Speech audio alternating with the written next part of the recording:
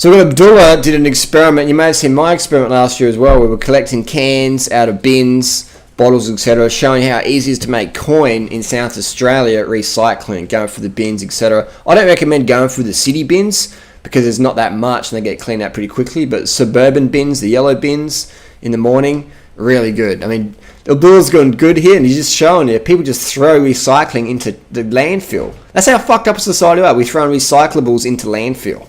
It's fucking crazy, man. Cunts can't even put a fucking recyclable can in a fucking yellow lid bin.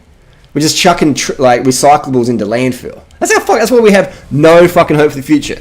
Anyway, if you want more no hope for the future, let's say you're a backpacker in Australia and you're on the beach in Torquay, Melbourne or whatever, and you see all these, in New Year's Day, you see all this trash all over the beach, all this litter, and you're thinking, fuck, there's 10 cents per can per bottle.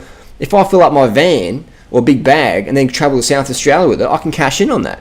In South Australia, you could do that. But if you're going to bring cans or bottles across the border, just this little invisible line called the border in Australia, you risk a $30,000 fine.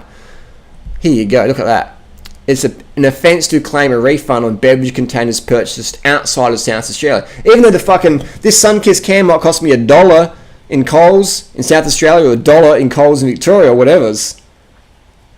If you bring it back to South Australia and try and get your 10 cents back, you risk a $30,000 fine. It's an offence. It's a criminal offence to bring your fucking Sunkist can across the border. Fucking crazy, man.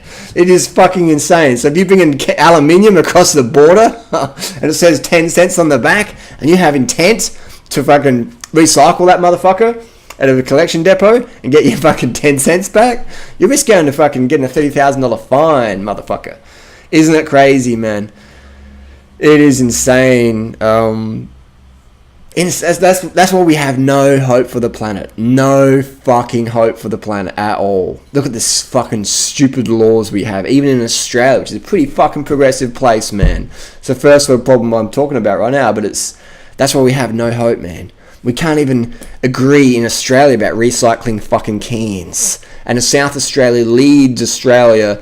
About 80% of these fuckers get recycled, go back to the depots. That's pretty fucking good. And the rest of Australia, we just fucking throw them in the waterways, throw them in the beaches. You see it all over the place. South Australia, man, if you see cans and bottles on the ground, they're going to be getting snapped up real quick by all the people who are doing what Abdullah and myself have done, collecting cans for cash. They get snapped up real quick.